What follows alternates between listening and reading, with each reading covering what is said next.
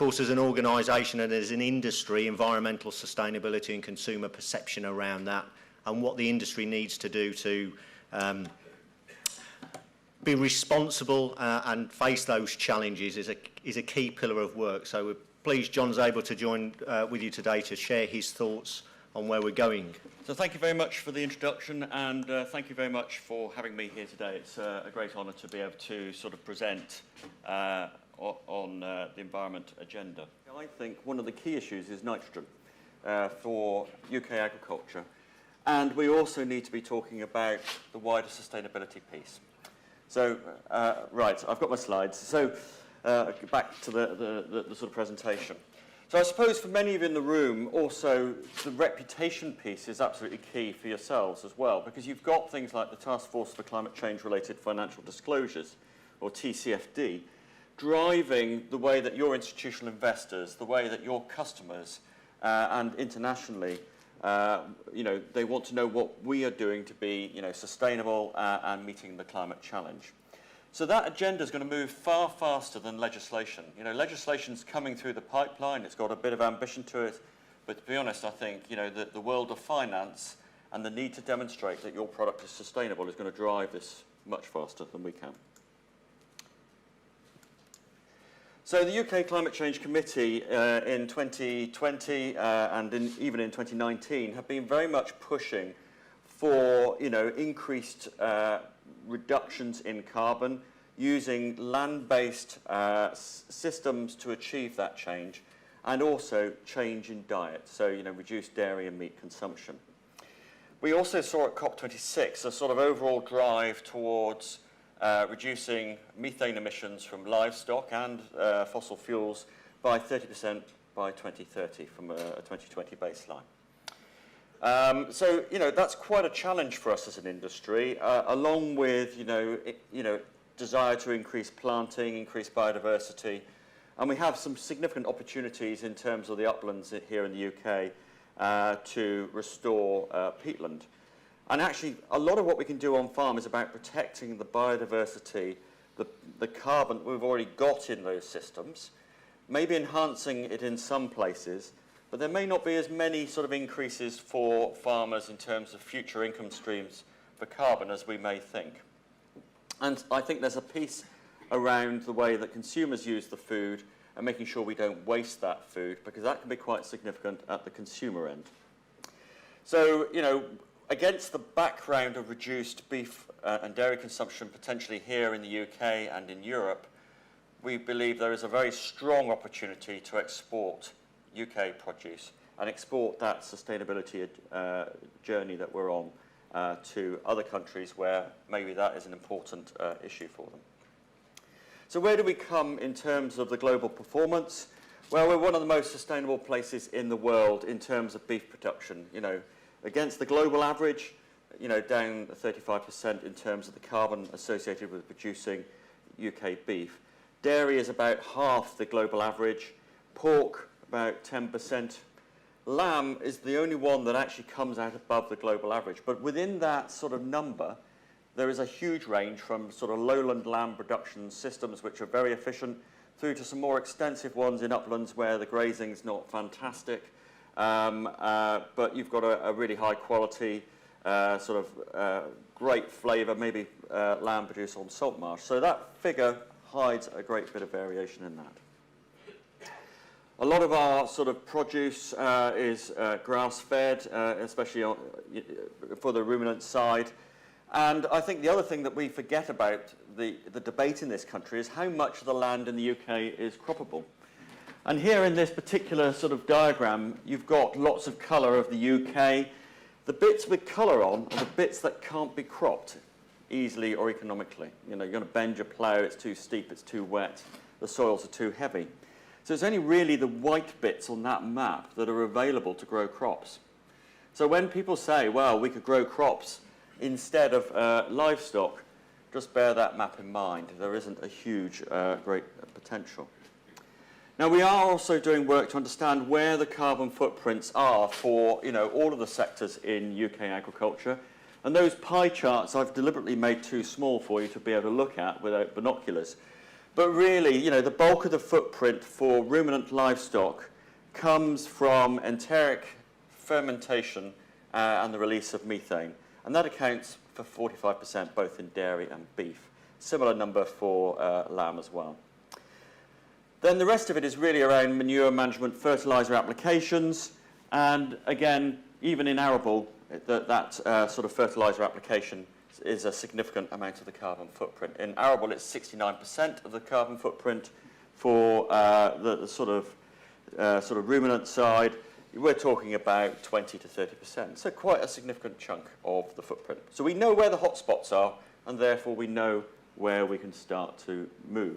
We've also got a baseline that we can use to defend the industry and to start to make progress.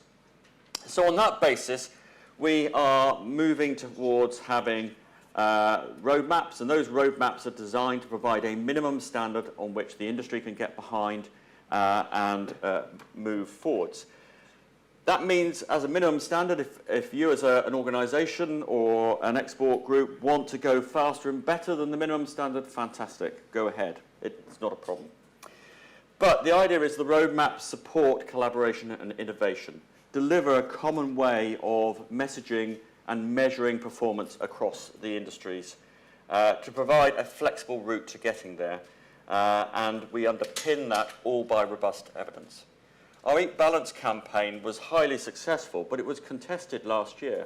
And we spent 6 months with the Advertising Standards Agency going through line by line on every statement, demonstrating why we had the evidence, and it was independent third-party evidence, to support the claims we made. So the roadmaps have a really important role in that. In terms of the beef and lamb roadmap, we have got a position where we are going to be moving towards dual accounting for GWP and GWP Star. This is very much to align us with what's going to happen internationally, so we can then compare and continue to compare our performance against our international peers. I'll come back in a bit more detail about, you know, it's a bit of a double-edged sword, but, you know, it's a sort of positive way forward. So we've got a similar approach for the dairy roadmap. We're looking at using EnviroCow and environmental breeding values to sort of look at genomics and genetics to sort of drive the methane emissions down, improve the performance of the animals, and drive down the overall carbon footprint. We believe, for example, on the EnviroCow work, we can get a 20% reduction over that 20-year period, so 1% per year. We can look at diet supplements and sort of feeds that we can give to the cows to help reduce those emissions. And my gut feel is that will get us, along with EnviroCow, you know, a 50% reduction by, you know, sort of 2030. We're not looking at genetic modification, so we're not going to have Ermitrude here, and some of you might know what that cultural reference is, so, you know, but, you know, we're not looking to do that. It is through sort of natural processes and selecting the best characteristics of those livestock. And there is potential for offsetting and insetting, but I think that is going to be limited. And actually, you know, the advice we're giving to our farmers at the moment is don't sell your carbon yet. Wait to see how the market develops. There need to be robust standards that underpin that, and those standards aren't there in the main. So until that's there, don't sell your carbon, because you might be selling it too cheap, and you might need it in the future, and you don't want to be buying expensive carbon off the market to fill a gap. In terms of the GWP Star, and this is quite complicated, so just look at the graph really. All greenhouse gases are normalised over a 100-year period. They may have a life longer than that in the atmosphere, or it may be shorter, as is in the case for methane. And the argument here is for methane that actually it has a 30-year lifespan in the atmosphere, and then it gets converted into carbon dioxide, and its warming potential as methane is 28 times that of CO2. So after 30 years, that huge sort of warming potential has dropped off. And there is also an argument that that carbon is being cycled through the natural system. So the view is that, you know, we should be using GWP Star to sort of show that we've got a short-lived gas and that the impact is not as bad as some of the alternatives. So that's why we're going down the particular route of using GWP Star, although, as I said, it can be used as a double-edged sword for the industry. But, you know, we think it needs to be done for transparency purposes. Now, as suggested just now, climate change is not the only issue. We need to recognise that there, biodiversity impacts, there's water impacts, there is, impacts on nitrogen, and all of those are being, well managed here in the UK, and we have some of the strictest regulations in the world. But we also need to be looking at, some of the other alternative products that are on the market that are, making claims against livestock and saying that a particular sort of plant-based product is better. And if you compare on carbon alone, physics and chemistry say you're going to lose that particular debate. But we need to be able to say, well, what is the impact in terms of biodiversity? What is that impact in terms of water? And if I use avocados, if you're importing avocados from Mexico, is it fair that we're moving quite a bit of water from Mexico, where it is in relatively short supply, here to the UK, so I can smash it on my bread and mix it with my bacon on sourdough? I love avocados, but, should we be doing that? And should we be thinking about, where we get those produce and the sustainability of those? So we do need to think about the entire environment and bring that together as a whole so that we can have a balanced debate about the merits of livestock versus some of the alternatives, and also against, international peers and, the markets we're going to. So, in short, the UK livestock sector is gearing up to meet the new challenge, and it's continuing to reduce emissions. And it's going to be a journey that's going to take us until 2040 to get down towards net zero. But we have a way forwards, and the roadmaps will be underpinning that. And we'll be doing 5-year dip checks just to make sure that we're driving that performance. There will be, measures that we will use on every farm in the country to drive that day-to-day performance. Good environmental performance is not mutually exclusive to good economic performance. And in fact, I think really the crises in Ukraine, we saw COVID as well, whilst they put pricing pressures on, the focus on efficiency, on good production standards and reducing your input costs will actually help farming to become more economic and drive down that carbon footprint. So we need to continue to make sure we meet consumer demands, maintain our high welfare standards and our high sustainability standards, because that is what will differentiate us.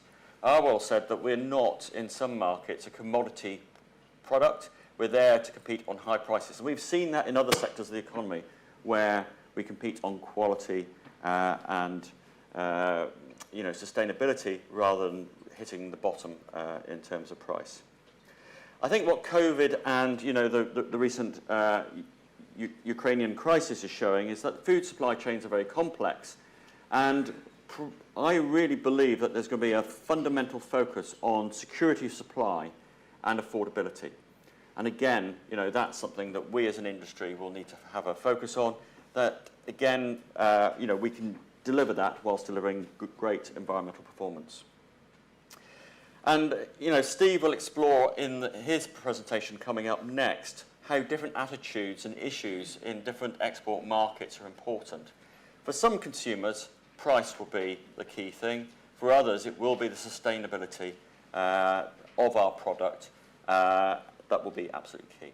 Thank you so much. I'm Saida Ahmed from Halal Space. It's a new marketplace which will be looking at exporting British halal and ethical or environmentally conscious products. And just this last week, I've been having conversations with the United Nations Food Security Team, as well as the Islamic Development Bank and big basically financiers for food chains. And one of the things that you've highlighted, actually they talked about that with the Ukraine crisis, a lot of the food that used to go to Africa, to Asia, the Middle East, etc., that's going to be, there's not going to be food this year. Yeah.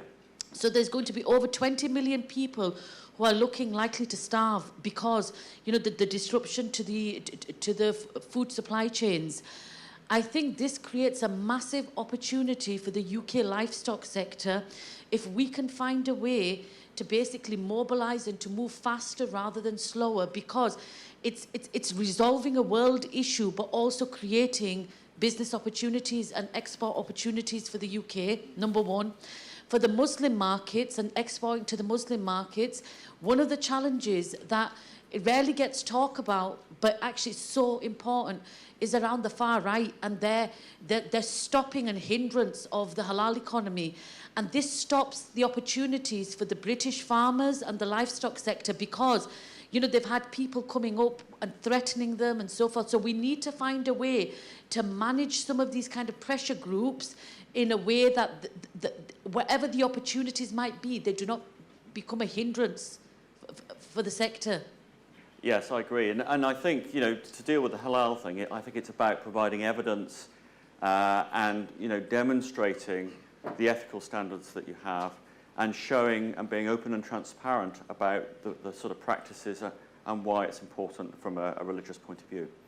I think you're right, more widely around sustainability and being able to sort of drive the exports. There is a huge opportunity, not just off the back of the Ukrainian crisis and sort of other ones, but, you know, globally, we've got a growing population, and those people want to have, you know, some of the sort of things that we have here in the West.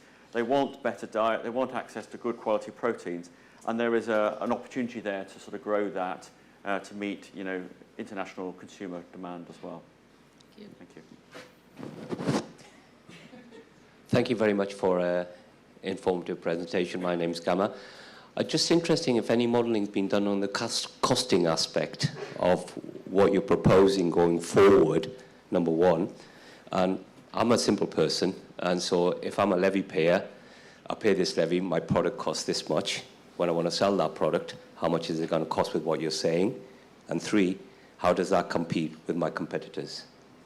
Yes, so we have done some early costing work, for example, within the pork sector, where we've been looking at using the proxy indicator for carbon of feed conversion ratio. And we think that's important because feed accounts for 80% of the sort of input into the production of the pig, and it's about 80% of the sort of carbon footprint. And we've done some numbers, and I haven't got those to hand, looking at, you know, if we improve feed conversion ratio by, you know, a few percent, what does that turn into sort of economic value? And there's a very good sort of tracking through for that as well. So, you know, to put it simply, anything that's high cost at the moment will be high carbon, you know, and that carbon price feeds through into that commodity, be it feed, fuel or fertilizer. So we've got to focus on those areas, and we've got adjustments to fertilizer application rates that we've just put up on our website to enable farmers to understand where the economic sort of performance level of cutting back on fertilizer to get, you know, what they need for their sort of crop yield. Again, that information is on our website, and that sort of data in terms of cost benefit is already there. John, where are we on carbon capture? Have we got some good data now to demonstrate the value of carbon capture? In other words, you know, when we've got animals on grass, where there's some benefit, direct benefit from carbon capture, because it's something, it strikes me, we've been afraid of getting near because we haven't got good evidence. You said quite rightly, and when you have to evidence everything you say nowadays, otherwise we get into difficulty. There must be a benefit here, but I hear so little about it directly. I wonder what work's being done to try and show that there is some benefit there. So there is work underway, although I would say the ability to do that research is beyond the budget of AHDB. You know, you need 10 years and millions of pounds to do it, and then probably the answer is I still need 10 years and more millions of pounds. So we're pulling on the evidence base that's out there already. The problem is it's inconclusive, and also in order to be able to trade, you know, those allowances and the carbon benefit, you've got to be able to demonstrate additionality. So the additionality is where you do something over and above that you would do normally. And if you can't demonstrate additionality, you can't trade that carbon. And that's a really difficult barrier to get over. And then, you know, there's a lot of debate about, well, do soils provide lots of carbon that we can sell? And the answer generally is no, because most of our soils are probably at peak carbon and they're sort of bubbling along. If you do something nasty to them, you knock the carbon out. So where, you know, farmers and you know, land managers should be paid is to maybe protect those carbon stocks and make sure they're knocked out. Try and improve carbon within some of the arable soils, which is starting from quite a low point. But look at where the opportunities on the marginal land on the farm to put trees in, and it's the right tree in the right place. But I think the opportunities will prove to be relatively slim, and really it's the only way we're going to get there is to reduce our absolute carbon footprint through greater efficiency. That will help profits and productivity, and then see what else needs to be done. But my advice is don't sell your carbon, but establish that baseline, understand where you are now, do that through your supply chain, and then you can start to sort of think about how you manage it. Last question to you, Steve. Okay, there's two questions, so don't groan, Phil. The first one, I'm not sure it is for you, John, but I'll pitch it at you anyway, is around this nutrition piece, where the Eat Well plate, don't know who owns it anymore, in terms of red meat, just says eat less. Doesn't say how much less. It has no baseline, so if you ate 1 gram a day, it'd still encourage you to eat less. Nonsense. Yeah. So at some point, that needs some representation to correct that. So your thoughts and views on that one. My main point was around, you mentioned it before about evidence-based and the importance of data. Yeah. And there are, I guess, a couple of options. One is top-down data through modelling and and then the other is bottom-up. And we all know how extremely difficult it is to get good quality bottom-up data. The stats you put up, I don't know the source of them. I don't know how old they are. But I do get a sense that compared to some of the UK's competitors, there are other countries out there that are more slick at generating ongoing performance, because the requirement to share performance is going to be and is already becoming insatiable from UK retailers, from sort of other bodies. So just a sense of the role of AHDB and how can it fill that void, probably top down initially, to be able to provide that baseline and then performance data going forward. I'd be interested to hear, really. Okay, so on the nutrition one, we're working with the British Nutrition Foundation. I'm working with Ros Reynolds so that we can work on that sort of plate and how much meat and the evidence and so forth. So that's a key piece of work for us, and we'll hope to sort of resolve that. In terms of the data piece, you're absolutely right, and that's where the roadmaps come in. So we've got the top down, which will be every 5 years a life cycle analysis. And the reason for every 5 years is that if you do it every year, it's expensive, and the variation you'll get will be down to the weather and the position of the moon and anything else that happens to sort of confound us. What is important is the bottom-up piece, and that's for farmers to use carbon tools and establish their baselines, and we're encouraging farmers to do that. We've also got our own Farm Excellence Platform carbon audit, so we're working across the 50 to 100 farms that we've got in the UK offering carbon audits. We've done another 40 dairy improvement programme farms this year in Wales, and we've got an extensive programme to keep building up that data set using a carbon tool that gives us an overall idea of what the sort of carbon footprint is on farm. The problem is that the carbon footprint that those carbon tools give us can be quite variable, and you can't get to a product level footprint because you need far more information to do that. So that's why we'll have the 5-year dip check for the full life cycle analysis, so we can understand what the total carbon footprint is for beef and lamb, and then pork, etc., and produce that, and also look at the issues wider than just carbon, start to look at water and biodiversity and other pieces and bring that into the picture. So it's difficult. Could we do it every year? There would be a way to do it if we had the budget and the sort of time. But as I said, it would have to be on a rolling average basis, because otherwise you're only going to detect what the weather's doing, what the market requires. I do think we need to go out and talk as well to consumers and stakeholders about, the carbon journey is not going to be a smooth glide path down to zero. It's going to go up in places. You're going to find carbon in cupboards. You're going to start to improve and measure your scope 3 footprint, and then it's going to get really out of whack with where you were. You're going to end up with technology changes, and you have step changes. So it's a complicated picture, and I think we need to start to talk about that narrative and how that footprint will change over time. And I also think we need to do some modelling work to sort of look at what the potential options are to get to net zero across each of the sectors, to give farmers something that they can go, yeah, I can see that, I can get behind that particular journey. And we're doing a bit of modelling work at the moment for the dairy sector, looking at how we might be able to get to net zero, and we'll publish that later in the year. Hopefully that answers your question. I'm delighted that my question quota has leapt up markedly during that session, so thank you, John. There's one more question about price here, which we'll just take pretty quickly. The prices are going up across the world, and price of product will also increase.